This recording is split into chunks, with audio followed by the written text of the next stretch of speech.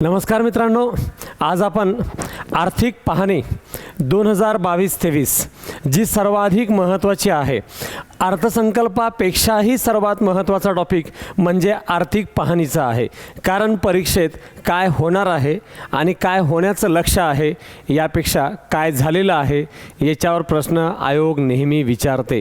आणि म्हणून आपल्या इकॉनॉमिक्सच्या उद्योग, कृषी, पायाभूत सुविधांचा विकास, आर्थिक प्रगती, विकासाचा दर ह्या सगळ्या टॉपिकच्या माध्यमातून गुंतवणूक, आयात, निर्यात, व्यापार या सगळ्या माध्यमातून भारताची नेमकी काय प्रगती झाली आहे ते जाणून घेणं जरुरी आहे. आणि ती प्रगती आपल्याला परीक्षेसाठी सर्वाधिक महत्त्वाची आहे. कारण एक्झाममध्ये काय झालेलं आहे ते येतं, काय होणार आहे त्याच्यावर नगण्य कमीत कमी प्रश्न येत असता आहे. म्हणून आपण आर्थिक पाहणी पाहणं जरुरी आहे. आर्थिक पाहणी दरवर्षी अर्थसंकल्पाच्या 1-2 दिवस अगोदर सरकार पब्लिश करतं आहे. या आर्थिक पाहणीमध्ये भारताची मागील वर्षात झालेली प्रगती पाहता येते. तर अर्थसंकल्पामध्ये चालू वर्षात काय प्रगती आहे, काय प्रगती करायची आहे आणि पुढील वर्षात काय प्रगतीचं लक्ष्य आहे या उद्देशानं केलेली मांडणी ही एकूणच आर्थिक व्यवस्थेचा घटक आहे. जो आर्थिक पाहणीचा अहवाल आहे तो भारत सरकार ज्या स्ट्रक्चरमध्ये, ज्या माध्यमातून पब्लिश करते त्याच्यामध्ये 3 गोष्टी आपल्याला परीक्षा उपयोगी दिसतात आहे. एक संकल्पना, एक फॅक्ट आणि तिसरी करंट सिच्युएशनमध्ये भारताची देशांतर्गत आणि आंतरराष्ट्रीय पातळीवर नेमकी काय स्थिती आहे हे सगळे पॉईंट आपल्याला सविस्तररित्या पाहता येतात आहे. आणि म्हणून आर्थिक पाहणीचा एक एक घटक आपण आज पाहायला सुरुवात करू, ज्याच्यामध्ये इकॉनॉमिक सर्वे 2022-23 नुसार भारत काय नेमकं प्रगती करतोय त्याचा पहिला पुरावा म्हणजे GDP आहे.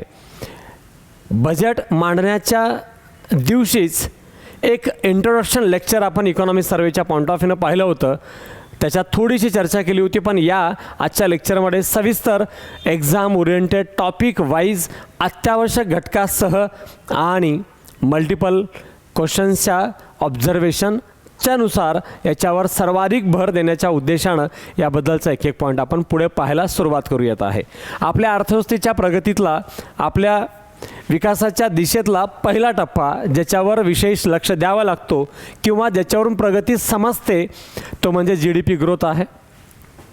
ग्रॉस डोमेस्टिक प्रोडक्ट नावच आहे, प्रोडक्ट आहे, उत्पादन आहे. डोमेस्टिक देशांतर्गत आहे, ग्रॉस सकल आहे. याच्यावरून समजतं काय, सकल संपूर्ण देशांतर्गत झालेलं उत्पादन आहे.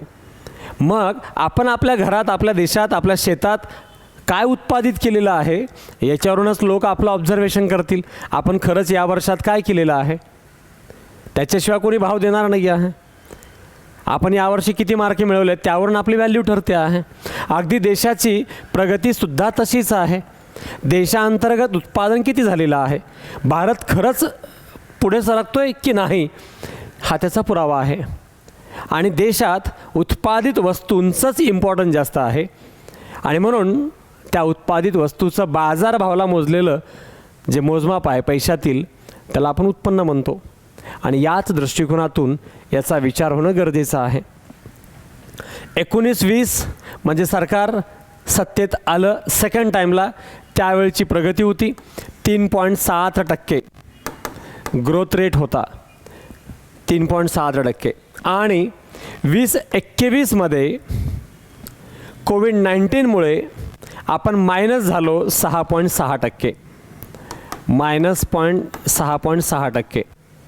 म्हणजे आपण कॉन्स्टंट एक विशिष्ट लेवलसुद्धा टिकवू शकलो नाही, कारण कोविड-19 होता. कोविड-19मुळे उत्पादनात मोठ्या प्रमाणात घट झाली, अर्थव्यवस्था पत्त्यासारख्या कोसळल्या जगातल्या. भारत किमान जागेवर टिकून होता, पण शेवटी उत्पादन घटलं होतं हे विशेष आहे. म्हणून -6.6 अत्यावश्यक आकडा आहे, लक्षात ठेवा, कारण डीप मायनस आहे आणि याचा अनालिसिस तुलनात्मकरित्या आपल्याला महत्त्वाचा आहे. 21-22 या पॉईंट ऑफ व्ह्यूनं जे घटक आपल्याला विचारात घ्यावे लागतात त्याचा दृष्टिकोन, त्याच्या पॉईंट ऑफ व्ह्यूनं लास्ट इयरचा एक तुलनात्मक संख्यात्मक विषय पाहणं जरुरी आहे. प्रगतीच्या दृष्टिकोनातून आता 22-23मध्ये 7.0% आणि 23-24मध्ये 6.8% राहण्याची शक्यता आहे, या अंतर्गत आहे.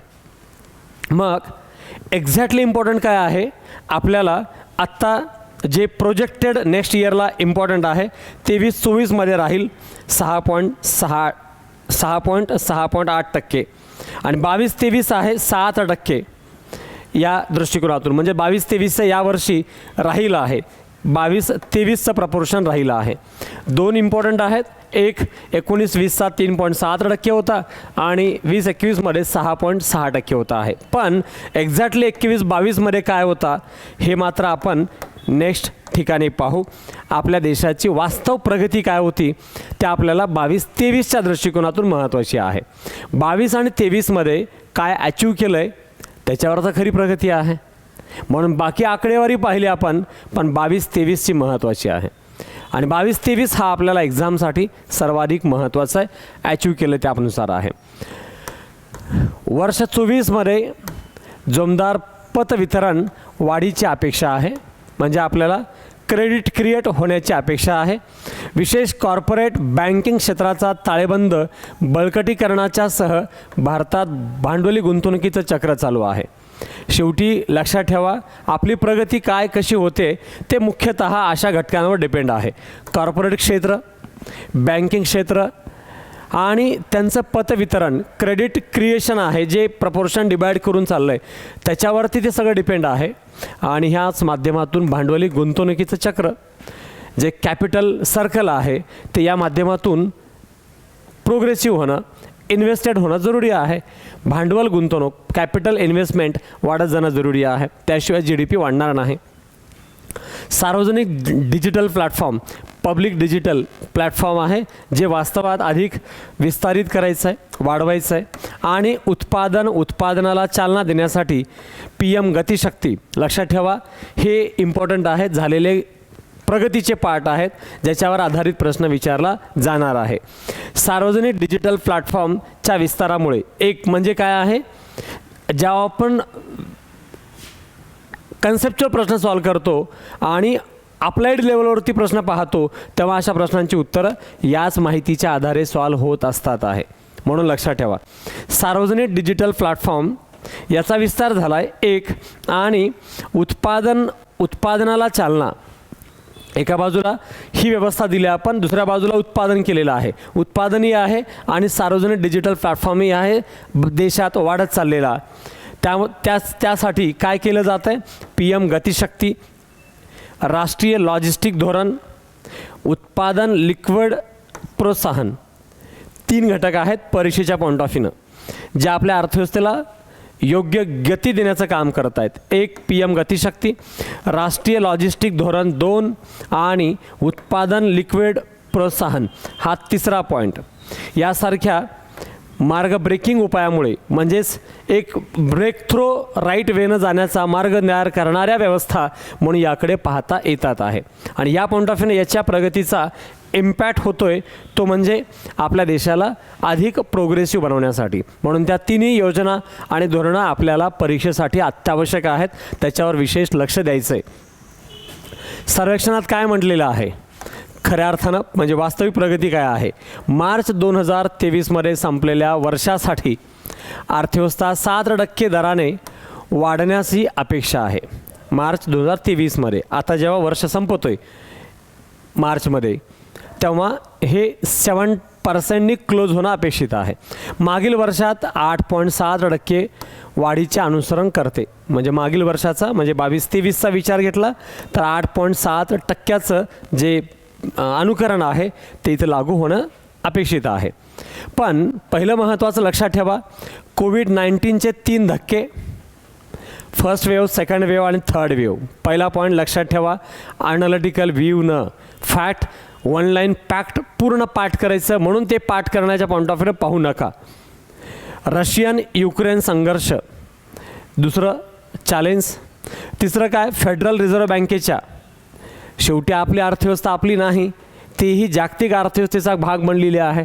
तर आपल्याला ॲनालिसिस करताना ह्या सगळ्या विषयाचं ॲनालिसिस करणं जरुरी आहे, त्याशिवाय मार्क येणार नाही आहेत. आपला आर्थिक विकास दर 8.7% त्या कालावधीत राहिलेला आहे ज्या कालावधीमध्ये कोविड-19चे 3 धक्के जगाने खाल्लेले आहेत. आपण सुद्धा किमान 2 धक्के खाल्लेलेच आहेत.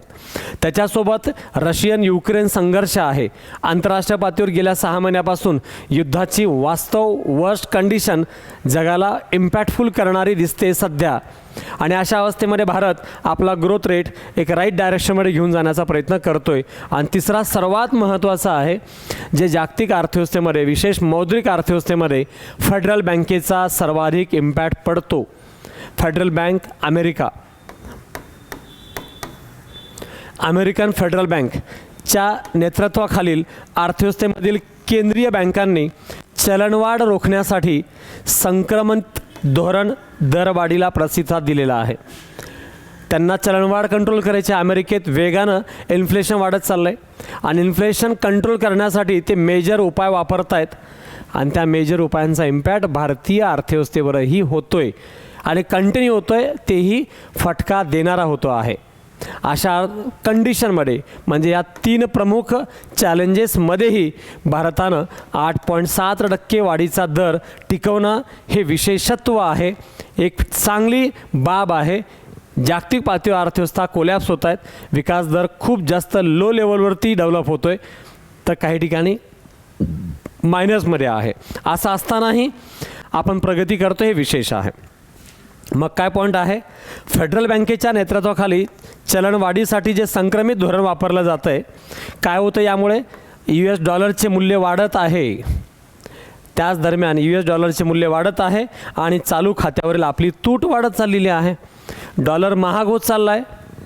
करंट अकाउंट डेफिसिट, चालू खात्यावरील तूट, हे कन्सेप्च्युअली टॉपिकमध्ये आपण डिटेल पाहणारच आहोत. चालू खात्यामध्ये आपल्याकडे सध्या काय कंडिशन आहे? आयात निर्यात जे दृश्य खातं आहे. करंट अकाउंटमध्ये आपले 2 खाते आहेत, एक दृश्य आणि दुसरा अदृश्य. दृश्य खात्यामध्ये काय येतं? इम्पोर्ट आणि एक्सपोर्ट. जर एक्सपोर्ट पाहिलं तर आपलं काय आहे? नेहमीच मायनस. इम्पोर्ट काय आहे? नेहमीच इम्पोर्ट आपली जास्तीत जास्त आहे नेहमीच. मग इम्पोर्ट प्लस आहे, भरपूर आयात जास्त आहे, आणि एक्सपोर्ट मात्र मायनसमध्ये आहे. आपण निर्यात जास्त करतच नाही. मग काय झालं? एक्सपोर्ट कमी, इम्पोर्ट जास्त. मग काय होईल? करंट अकाउंट डेफिसिट मायनस वाढत जाईल आहे. आयात जास्तीत जास्त आहे, निर्यात कमीत कमी आहे. म्हणजे याचा अर्थ दृश्य खात्यावर काय आहे? मायनसच आहे. आणि इकडे दृश्य खात्यावर अदृश्य खात्यावर आपण अदृश्य म्हणजे काय? न दिसणारे म्हणजे काय? सेवा क्षेत्र. इकडे प्रत्यक्ष प्रकारच्या गुंतवणुकी आहेत, इकडे मात्र प्लस आहेत. आपण इकडे बऱ्यापैकी पैसे कमवत आहोत. मग आपण काय चाललं आहे? इकडे थोडेफार कमवतोय, ते इकडली तूट भरून काढण्यासाठी. दृश्य खात्यावर जी आयात करतोय जास्तीत जास्तची, पेट्रोल डिझेल आयात करावं लागतं जास्तीत जास्त, याचा खर्च भागवण्यासाठी अदृश्य खात्यावर जे मिळालेले पैसे आहेत त्यातून थोडीफार तूट भरून काढण्याचं काम करतोय.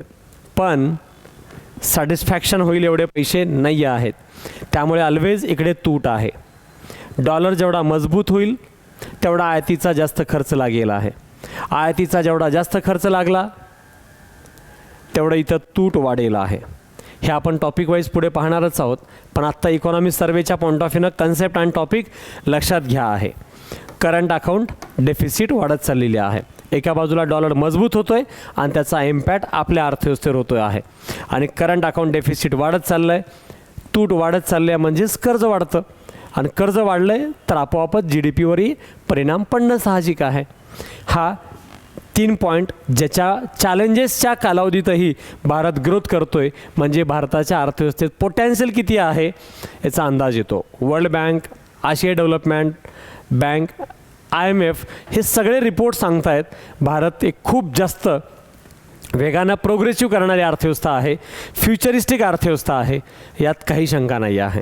पण भारताच्या अर्थव्यवस्थेबद्दल एक चांगलं वाक्य आहे जे बोलायला हरकत नाही, ते म्हणजे आपल्या सगळ्याला घरी कधी ना कधी घरचे असं बोलतात आहे, आमच्या घरात कसं आहे, तो मुलगा तेव्हा ती मुलगी खूप हुशार आहे पण फक्त अभ्यास करत नाही आहे. तेव्हा आपल्यालाही भारी वाटतं की आपण हुशार आहोत पण अभ्यास करत नाही, म्हणजे याचा अर्थ आपण अभ्यास केला असतो तर आपण खूपच जास्त प्रगती केली असते आहे, पण आपण अभ्यास करत नाही आहे. मग त्याचा रिझल्ट काय असतो आपण माहिती आहे. हुशार आहे पण अभ्यास करत नाही, याचा अर्थ उपयोग काहीच नाही आहे. अगदी भारताच्या अर्थव्यवस्थेबद्दल हेच आहे. इंडियाच्या इकॉनॉमीमध्ये पोटेन्शियल खूप जास्त आहे, पण ते पोटेन्शियल आम्ही अंमलात आणतच नाही. आमचे विजन वेगळे आहेत, आम्ही काम वेगळं करतो आहे, टार्गेट वेगळे आहेत आणि आमची दिशा वेगळी आहे. पण शेवटी पोटेन्शियल आहे. डेमोग्राफिक डिव्हिडंडचं, नॅचरल रिसोर्सेसचं, ह्युमन सोर्सेसचं, कॅपिटलचं, क्षेत्रफळाचं, ह्या सगळ्या माध्यमातून देशाच्या अर्थव्यवस्थेत मोठं पोटेन्शियल आहे. पण हे सगळं पोटेन्शियल योग्य डायरेक्शनमध्ये जोपर्यंत आम्ही अंमलात आणत नाही तोपर्यंत वेगानं प्रगती व्हायचा प्रश्नच येत नाही. पुन्हा अर्थ तेवढाच लक्षात राहू शकतो, तो म्हणजे पोटेन्शियल आहे पण आम्ही काम करत नाही, हुशार आहे पण अभ्यास करत नाही. याप्रमाणे भारताच्या अर्थव्यवस्थेकडे सगळं आहे. जगाचं नेतृत्व करण्याची आणि जगाच्या आर्थिकतेची महासत्ता बनण्याची क्षमता देशाच्या अर्थव्यवस्थेत आहे, परंतु ते तेवढ्या प्रमाणात त्या दिशेत अंमलात आणणं जरुरी आहे, जे अंमलात आणलं जात नाही. निव्वळ आयात करणाऱ्या अर्थव्यवस्थामध्ये जगभरातील एजन्सीज भारताला आर्थिक वर्ष 2023मध्ये 6.5 ते 7% वेगानं वाढणारी प्रमुख अर्थव्यवस्था म्हणून प्रदर्शित करतात आहे. म्हणजे आपली जी अर्थव्यवस्था आहे ती वेगानं प्रगती करते, परंतु त्याचे काही जे मुद्दे आहेत, लिमिटेशन्स आहेत, यासह त्याचं एक्सप्लेनेशन आहे जे आपल्या अर्थव्यवस्थेची प्रगती दर्शवते आहे.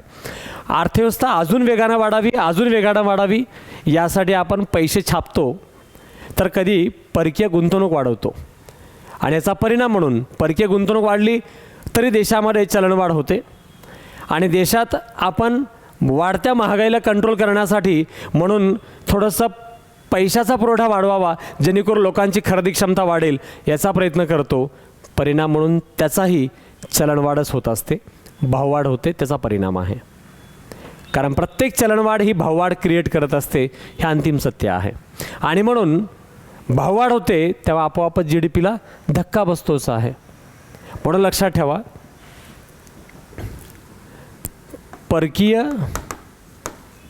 गुंतवणूक आणि नवीन चलन निर्मिती ह्या दोन्हीमुळे चलनवाढ इन्फ्लेशन होत असतं आहे. परकीय गुंतवणूक वाढली, आपोआपच त्यांना आम्ही एक्सचेंज करून डॉलरचे रुपये द्यावे लागतील. बाजारामध्ये अधिकतम प्रकारच्या स्वरूपामध्ये चलन याला सुरुवात होते. दुसऱ्या बाजूला नवीन चलनची छपाई, नवीन चलन निर्मिती, यामुळेही चलनाचा पुरवठा वाढतो, परिणाम इन्फ्लेशन होते आणि इन्फ्लेशनचा परिणाम ऑलवेज भाववाढ असते. प्रत्येक चलनवाढ ही भाववाढ तयार करतच असते, परंतु प्रत्येक भाववाढीचं कारण एकमेव चलनवाढ असते असं काहीही नाही.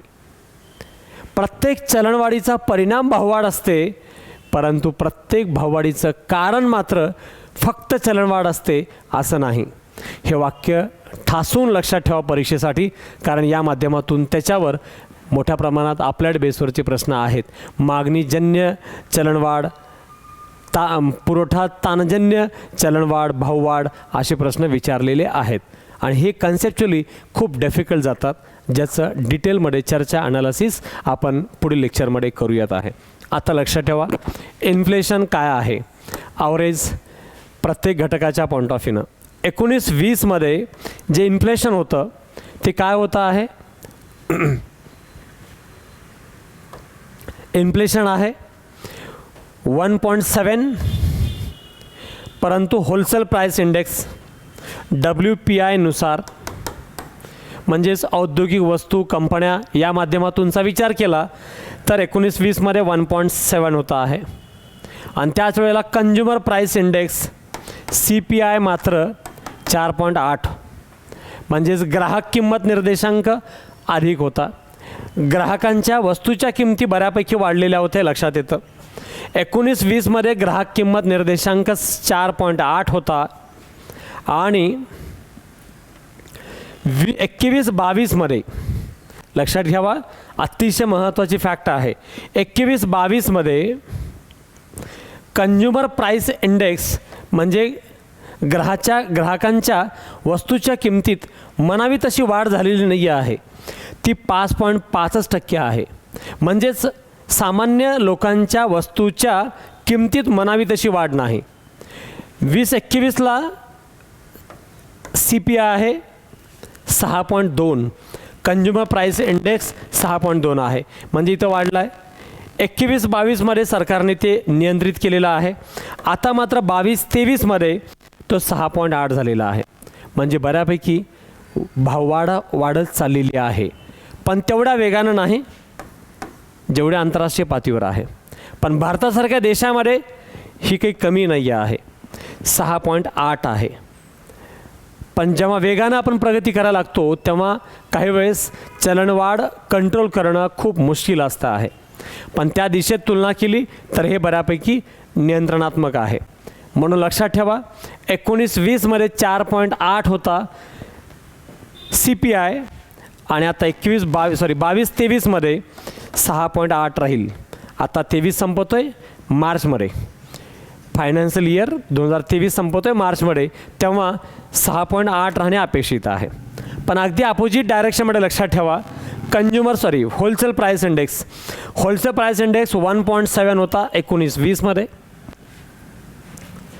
20-21मध्ये तो 1.3 राहिला, कारण कोविड-19 चालू होता. आणि 21-22मध्ये सरकारने उद्योग, कंपन्या, कारखाने यामध्ये खूप जास्त गुंतवणूक केली. तेवढाच उत्पादन, व्यापार वाढवायचा प्रयत्न केला, पण जेवढं वाढायला पाहिजे होतं तेवढं ग्रोथ झाली नाही, परंतु भाववाढ मात्र वेगाने झाली. उद्योग, कंपन्या, कारखान्या, जसं की आपण पाहतो टू व्हीलरची प्राईस जिथे 1,20,000 रुपये होती, त्या टू व्हीलरची प्राईस 1,50,000, 1,55,000 झाली. कन्स्ट्रक्शन, बांधकाम निर्मिती, साहित्य, अशा सगळ्या क्षेत्रातल्या वस्तूच्या किमती मोठ्या प्रमाणात वाढल्या.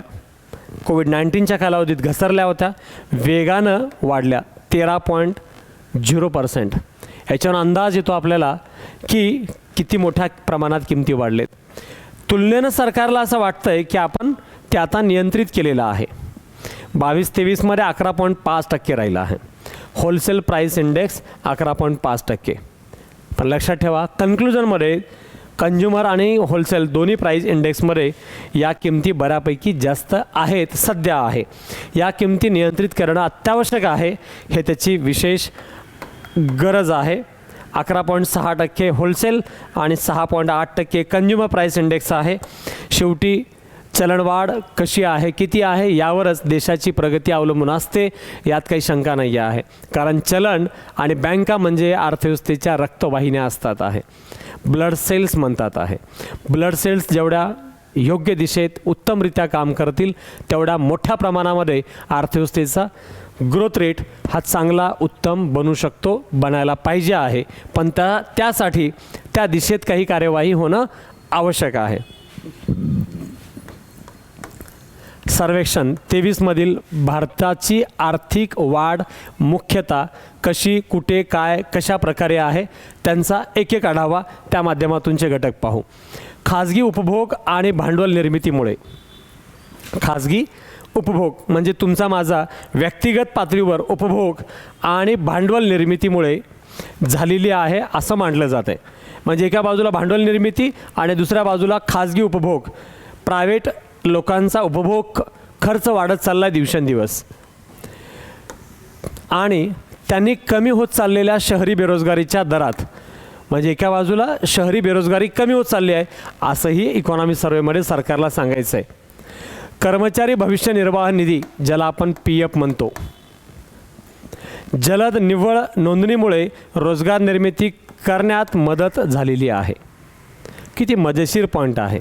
सत्य काय असेल ते असो, पण अर्थव्यवस्थेच्या ग्रोथच्या पॉईंट ऑफ व्ह्यूने याचा अर्थ लक्षात घेणं गरजेचं आहे. लोकांचा उपभोग वाढत चालला आहे एका बाजूला, दुसऱ्या बाजूला भांडवल निर्मितीचं प्रमाण वाढत चाललेलं आहे आणि शहरातली बेरोजगारी कमी होत चालली आहे असं सरकारला म्हणायचं आहे. म्हणून रोजगार नोंदणीसुद्धा वेगानं वाढत चाललेली आहे. तसंच जगातील दुसऱ्या क्रमांकाच्या लसीकरण मोहिमेमुळे जगात एवढी हायेस्ट वेगवान अधिकतम लसीकरण भारत राबवतोय.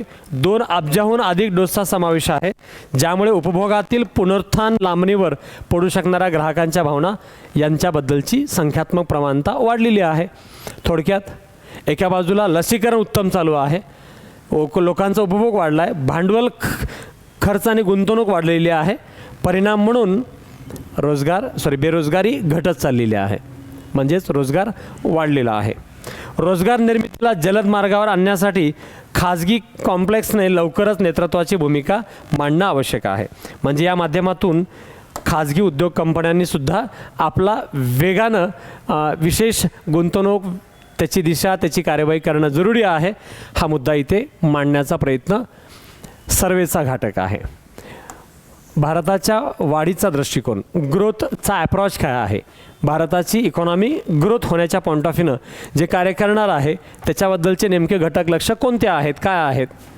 चीनमधील कोविड-19 संसर्गाच्या सध्याच्या वाढीमुळे, कारण 2022-23मध्येही चीनमध्ये मोठ्या प्रमाणात कोविड-19 वाढलेलंच आहे. आरोग्य आणि आर्थिक परिणाम झालेला आहे. त्याचा परिणाम पुरवठ्याच्या साखळीवर निरंतरपणे होत आहे. चीनच्या कोविड-19च्या गोष्टीचा इम्पॅक्ट जागतिक पुरवठ्याच्या साखळीवर, ज्याला आपण सप्लाय चेन म्हणतो, त्याच्यावर होणं साहजिक आहे. कारण आज सप्लाय चेन ही वर्ल्ड वाईड लेवलवरती खूप मोठ्या प्रमाणात इम्पॉर्टंट आहे. आज चायनात काय चाललं आहे आम्हाला काही फरक पडत नाही असं म्हणण्याचा ऑप्शन आपल्याकडे नाही आहे. त्याचा इम्पॅक्ट ऑलवेज भारताच्या अर्थव्यवस्थेवर होतो आहे. चीनची अर्थव्यवस्था पुन्हा सुरू झाल्यापासून चलनवाढीचा आवेग लक्षणीय किंवा स्थिर नाही आहे. म्हणजे एका बाजूला एकतर इन्फ्लेशन खूप वेगानं वाढत चाललेलं आहे किंवा ते स्थिर नाही आहे. चीनच्या अर्थव्यवस्थेचा एक इम्पॅक्ट. दुसरा, 6% खाली स्थिर देशांतर्गत चलनवाढीचा दर असताना, जे आत्ता आपण पाहिलं, चलनवाढीचा दर 6.5% खालीच आहे, म्हणजे तो कमी आहे असं सरकारला म्हणायचं आहे. मोठ्या प्रगत अर्थव्यवस्थांमध्ये मंदीच्या प्रवृत्तीमुळे चलनविषयक घट्टपणा थांबवणे, भांडवलाचा परतावा भारतात येतो आहे. एका बाजूला इथंच इन्फ्लेशन रेट बऱ्यापैकी कमी आहे, दुसऱ्या बाजूला मोठ्या प्रगत अर्थव्यवस्थांमध्ये मंदीची प्रवृत्ती चालू आहे. लक्षात ठेवा, भारताची ग्रोथ होण्याचं काय कारण आहे, तर पहिलं कारण आहे इन्फ्लेशन बऱ्यापैकी मर्यादित आहे. दुसऱ्या बाजूला जागतिक पातळीवर मंदी सदृश्य वातावरण आहे, इन्फ्लेशन वाढलेलं आहे, भांडवलाचा योग्य रिटर्न मिळत नाही, आणि ते मात्र भारत देतोय, योग्य दिशेत देतोय, म्हणून आपला GDP वाढतोय. तसंच खाजगी क्षेत्रातील गुंतवणुकीत अधिक चालना मिळते आहे. म्हणजेच जे एकूणच व्यवस्था आहेत, खाजगी क्षेत्रातील गुंतवणुकीचे प्रमाण आणि त्यामध्ये येणारे घटक, त्यांच्या अपेक्षा आशा अधिक वेगानं वाढत चाललेल्या आहेत.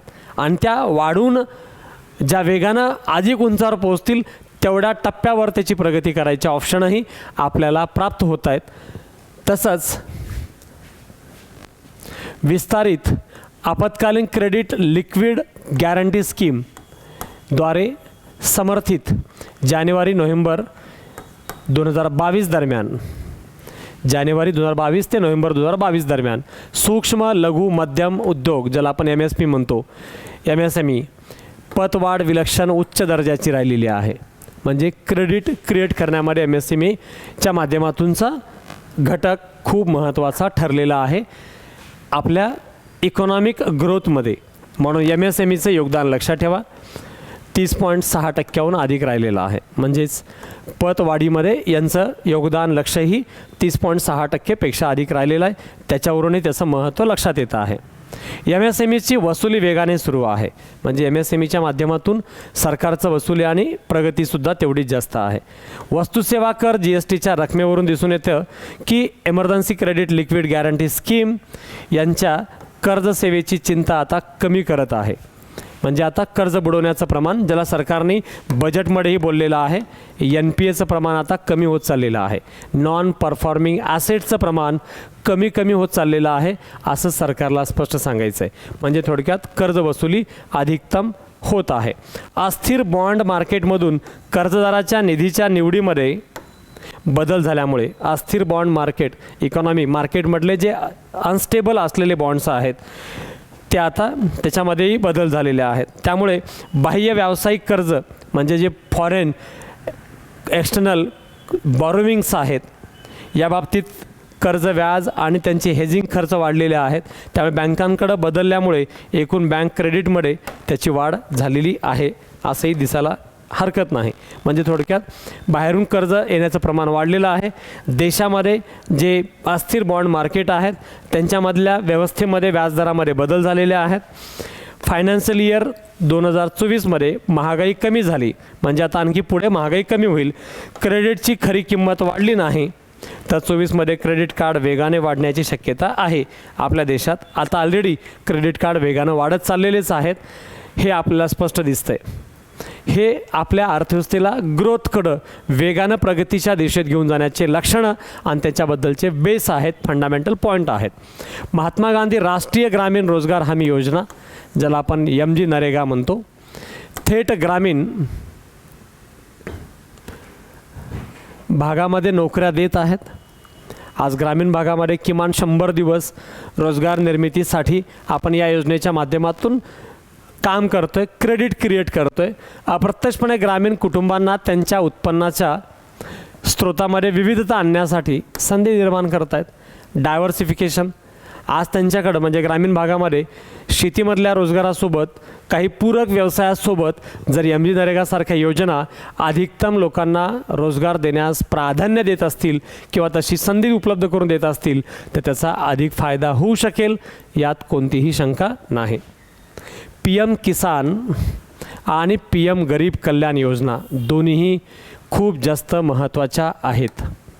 PM किसान आणि PM गरीब कल्याण योजना यासारख्या योजनांनी देशात अन्न सुरक्षा सुनिश्चित करण्यात मदत केलेली आहे. म्हणजे या सगळ्या योजना अन्न सुरक्षा शब्द लक्षात ठेवा, अन्न सुरक्षा सुनिश्चित करण्यात मदत केलेली आहे. काय काय? PM किसान आणि PM गरीब कल्याण योजना या माध्यमातून त्या योजना अधिकतम मदत करतायत आपल्या अन्न सुरक्षेला. त्यांचा प्रभाव संयुक्त राष्ट्र विकास कार्यक्रम UNDPने सुद्धा घेतलेला आहे.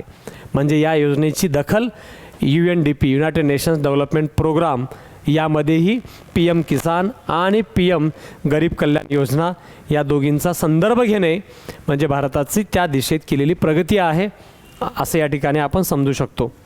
राष्ट्रीय कौटुंबिक आरोग्य सर्वेक्षणचे परिणाम देखील लिंग प्रजनन दर, घरगुती सुविधा, महिला सक्षमीकरण यासारख्या पैलूंचा समावेश करून 2016 ते 2020 पर्यंत ग्रामीण कल्याण निर्देशांकामध्ये सुधारणा केलेली आहे. योजना ऑलरेडी परीक्षेत विचारली आहे. पुढे आपल्या पायाभूत सुविधांच्या टॉपिकमध्ये ही योजना आपण पाहू. राष्ट्रीय कौटुंबिक आरोग्य सर्वेक्षण यामध्ये 4 पॉईंट आपल्याला महत्त्वाचे आहेत. लिंग प्रजनन दर, घरगुती सुविधा 3 आणि महिला सक्षमीकरण 4 पॉईंट.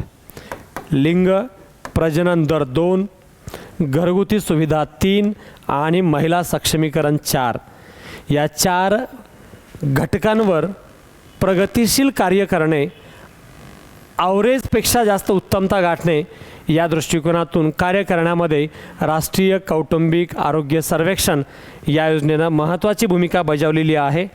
हे या ठिकाणी आपल्याला विचारात घेणे अत्यावश्यक आहे. तसंच रुपयाचं आव्हान आहे, घसरणाऱ्या रुपयाचं आव्हान.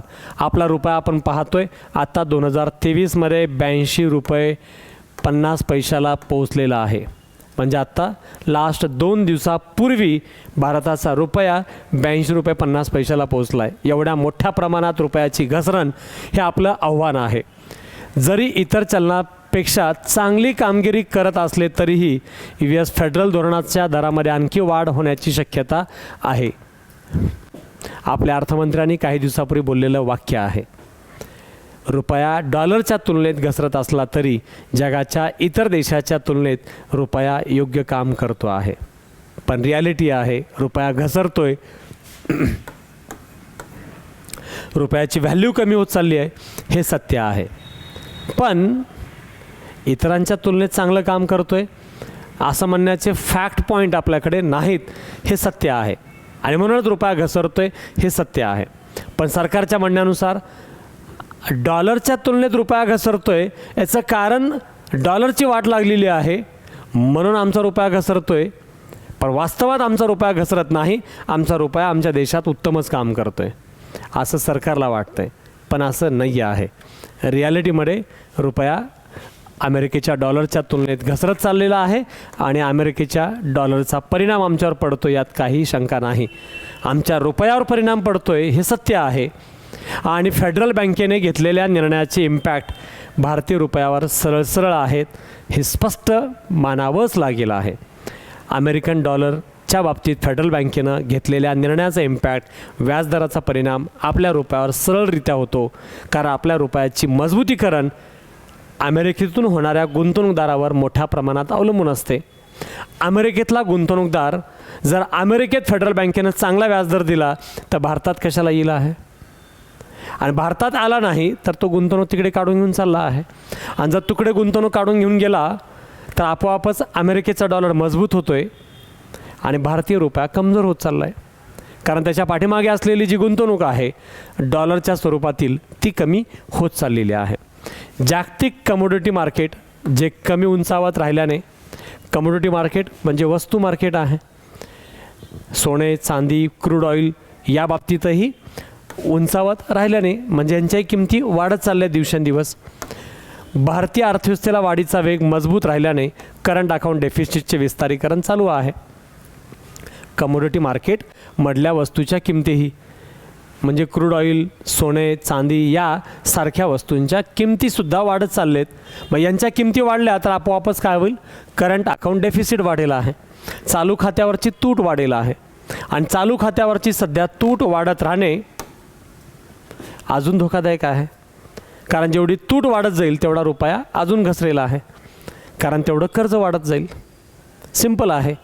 पेट्रोल डिझेलच्या किमती जेवढ्या वाढतील तेवढा आपला खर्च वाढेल आणि खर्च वाढवण्यासाठी आपल्याला कर्ज काढल्याशिवाय पर्याय नाही आणि कर्ज काढणे म्हणजे पुन्हा करंट अकाउंट डेफिसिट वाढणे आहे आणि जेवढा करंट अकाउंट डेफिसिट वाढेल, चालू खात्यावरची तूट वाढेल, तेवढ्या मोठ्या प्रमाणात आपला GDP अजून घसरेल, आपला रुपया घसरेल. देन आपल्या देशाच्या अर्थव्यवस्थेची अप्रत्यक्षपणे वाट लागण्याची ही कारणं आहेत, यात कोणतीच शंका नाही.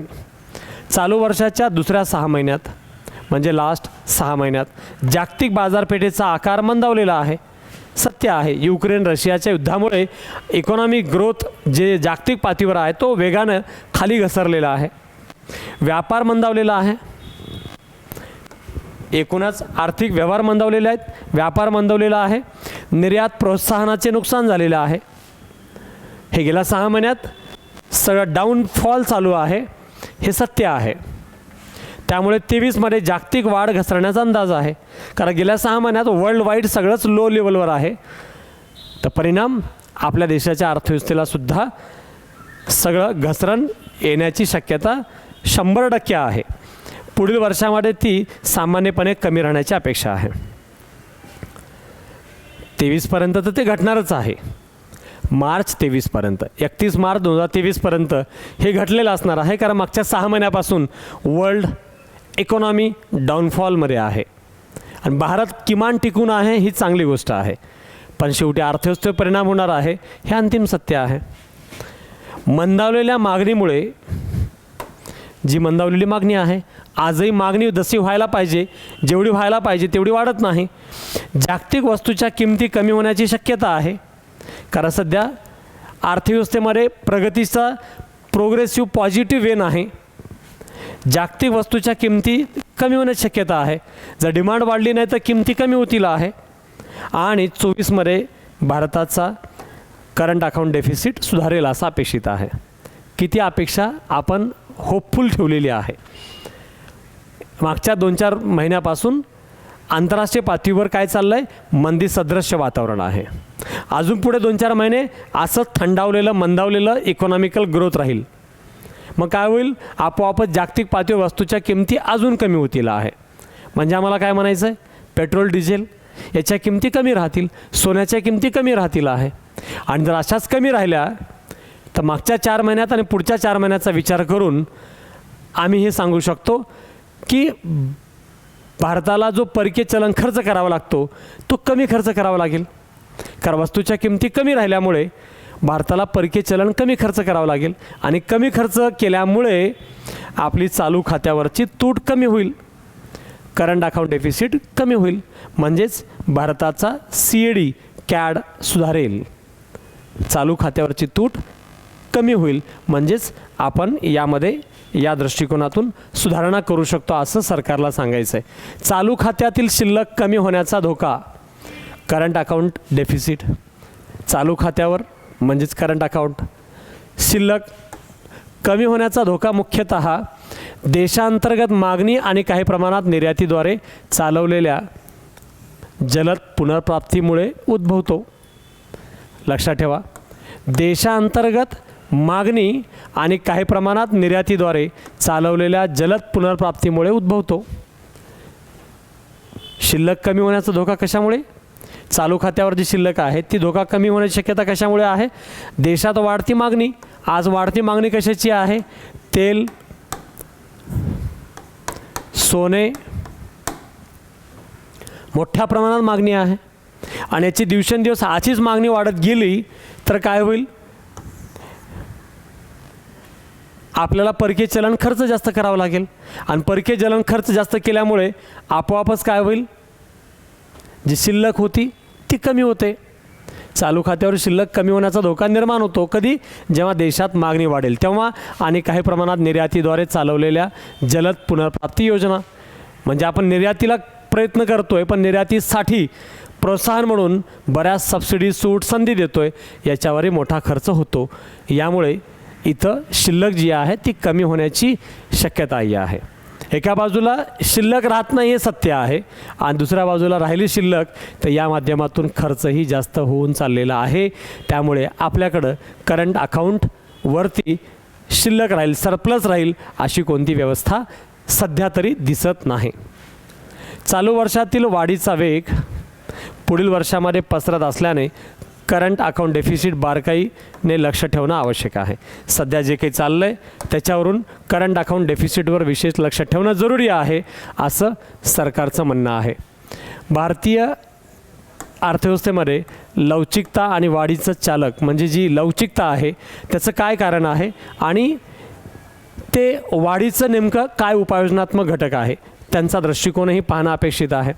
सर्वेक्षणात असे दिसून येते की RBIद्वारे आर्थिक मजबूतीकरण करणे, बेस इकॉनॉमिकल घट्ट करणे आहे, करंट अकाउंट डेफिसिटचं रुंदीकरण करणे म्हणजे जे काही आहे त्याला ब्रॉडेड वेनं पाहणे, निर्यातीचा पठारी वाढ म्हणजे एक सपाट इक्वल लेवलवरती करणे गरजेचं आहे.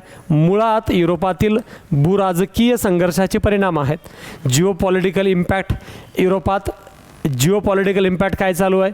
युक्रेन रशियाचं युद्ध जिओपॉलिटिकल इम्पॅक्ट आहे, ज्याचा परिणाम म्हणून यामध्ये आपल्याला अर्थव्यवस्थेत काही सुधारणात्मक उपाय करावे लागतील आहे. काय काय? RBIद्वारे इकॉनॉमिकल कन्स्ट्रक्टिव्ह बेस तयार करा, करंट अकाउंट डेफिसिटचं ब्रॉडेड वेनं विस्तार करा जेणेकरून एकाच घटकावर ताण पडणार नाही. आणि तिसरा, निर्यात एक बॅलन्स लेवलवरती घेऊन जाणं जरुरी आहे. या घडामोडीमुळेच फायनान्शियल इयर 23मध्ये भारतीय अर्थव्यवस्थेच्या वाढीला जोखीम निर्माण झालेली होती. म्हणजे जी इकॉनॉमिकल ग्रोथ होती त्याला जोखीम निर्माण झाली. जगभरातील अनेक एजन्सीज भारतीय अर्थव्यवस्थेच्या त्यांच्या वाढीचा अंदाज खालच्या दिशेने सुधारत आहे. आज जागतिक पातळीवर सगळा डाऊनफॉल चालू आहे पण भारताबद्दल मात्र बऱ्यापैकी पॉझिटिव्ह वे चालू आहे. ह्या सगळ्या जागतिक व्यवस्थेनंतरही NSOने जाहीर केलेल्या आगाऊ अंदाजानुसार 6.5 ते 7% आसपास भारताच्या श्रेणी आर्थिक विकासाचा दर घटक राहणे हे अपेक्षित लक्ष्य आहे किंवा लक्षित विषय आहे. फिस्कल डेफिसिट जी आपल्या देशाची करंट अकाउंट डेफिसिटचा दुसरा पार्ट दाखवण्याचा हा मुख्य हेतू आहे. फिस्कल डेफिसिट म्हणजे वित्तीय तूट. वित्तीय तूटचा अर्थ काय आहे? आपण मागील वर्षात काढलेलं कर्ज आणि कर्जावरील व्याज यामुळे देशाच्या अर्थव्यवस्थेत किती मोठ्या प्रमाणात तूट झाली आहे त्याचा हा पुरावा. 19-20मध्ये 4.7% होता डेफिसिट. 4.7% कशाच्या? GDPच्या आहे. आपला देशाचा GDP जो आहे त्या GDPच्या 4.7% आपली तूट आहे. 20-21मध्ये 9.2%. कोविड-19चा परिणाम म्हणून मोठ्या प्रमाणात तूट वाढली, 9.2% झाली. 21-22मध्ये 6.7%. सरकारने अजून मोठ्या प्रमाणात कर्ज काढलं आणि 22-23मध्ये ते 6.4% राहण्याची शक्यता आहे. 22-23 म्हणजे आता 22-23चा वर्ष 31 मार्चला समाप्त होतो, तेव्हा त्यानुसार ते 6.4% राहणे अपेक्षित आहे. या अंतर्गतच्या व्यवस्थेचा परिणाम म्हणून आहे. म्हणून एकूणच अर्थव्यवस्थेचा हा दृष्टिकोन आपल्याला महत्त्वाचा आहे. फॉरेन एक्सचेंज रिझर्व, आपल्या देशाकडील परकीय चलनसाठा किती आहे? तुमच्याकडं परकीय चलनसाठा किती आहे? तुमची वित्तीय तूट किती आहे? चालू खात्यावरची तूट किती आहे? आणि GDP किती आहे? या 4च गोष्टीवर प्रामुख्याने देशाची प्रगती आंतरराष्ट्रीय पातळीवरचे लोक समजून घेत असतात आहे. GDP किती आहे? करंट अकाउंट डेफिसिट किती आहे? परकीय चलनसाठा किती आहे? आणि त्याच वेळेला तुमचा जो कर्जाचं प्रमाण आहे फिस्कल डेफिसिटचं ते कसं आणि किती प्रमाणात आहे? ह्या 4 गोष्टी आणि 4 गोष्टीसोबत कमी अधिक प्रमाणात 5वा प्रमाण असतो तो इन्फ्लेशन रेट काय आहे. आणि 5ही पॉईंट या लेक्चरमध्ये मी विचारात घेतलेले आहेत. 19-20मध्ये 478 American dollar, 478 American dollar billion dollar मध्ये आपल्याकडे रिझर्व होता आहे. 20-21मध्ये 577 वाढलेलंच आहे. 21-22मध्ये 607 वाढलेलंच आहे. 22-23मध्ये कमी झालेलं आहे. पुन्हा सरकारच्या म्हणण्यानुसार युद्ध, जागतिक आर्थिक डाऊनफॉल, तेलाच्या किमतीत वाढ, चायनाची पॉलिसी, फेडरल बँकेचं धोरण, ह्या सगळ्यांचा परिणाम म्हणून हे कमी झालेलं आहे सरकारला असं सांगायचं आहे. पण शेवटी लक्षात ठेवणं गरजेचं आहे परकीय चलनसाठा आपल्याकडे किती प्रमाणात काय आहे त्याच्यावरही आपल्या देशाची प्रगती काय नेमकी कशी आहे हे लक्षात येतं. हे सर्वार्थाने आपल्याला विचारात घ्यावंच लागतं आहे. म्हणून हे 5 पॉईंट पुन्हा एक बार रिवाईज करून लक्षात ठेवा. हे सगळे नोट्स आपल्या टेलिग्राम चॅनलवरतीही उपलब्ध होत आहेत आणि तुम्हाला प्रिंटेड नोट्स स्वरूपातही ॲपवरती या माध्यमातून यूट्यूबवरतीही ते नोट्स तुम्हाला प्रोव्हाइड केले जात आहेत. इकॉनॉमी सर्वे आणि बजेटबाबतही 5 पॉईंट पुन्हा GDPचा दर कसा आहे, इन्फ्लेशनचा रेट किती आहे, फिस्कल डेफिसिट कसा आहे, परकीय चलनाचा साठा काय आहे आणि तुमच्या अर्थव्यवस्थेचा एकूणच विस्तारित घटक या तुलनेमध्ये फिस्कल डेफिसिटचं प्रमाण कर्जाशी असलेल्या प्रमाणाशी कसा व्यवहार दर्शवतो हे 5ही पॉईंट आपल्याला परीक्षेच्या पॉईंट ऑफ व्ह्यूनं खूप जास्त वेळेला रिवाईज करणे गरजेचं आहे. कारण शेवटी आत्तापर्यंत आयोगाने मॅक्झिमम वेळेला प्रश्न विचारलेत ते फिस्कल डेफिसिट विचारलेले आहेत, करंट अकाउंट डेफिसिट विचारलेले आहेत, कर्जाच्या प्रमाणावर विचारलेले आहेत, इन्फ्लेशनवर विचारलेले आहेत आणि GDPवरही विचारलेले आहेत. त्याची आकडेवारी आणि त्यांच्या संकल्पना आणि त्या माध्यमातून इकॉनॉमी सर्वेचा संपूर्ण घटक आपण या ठिकाणी पाहणं आवश्यक होतं आहे. इथंपर्यंत आजचा इकॉनॉमी सर्वेचा हा फर्स्ट पार्ट होता, फर्स्ट टप्पा होता ज्यामध्ये मॅक्झिमम पॉईंट मी कवर केलेले आहेत. अजून काही पॉईंट आपण पुढील लेक्चरमध्ये पाहूयात आहे. थँक्यू. पुन्हा भेटू.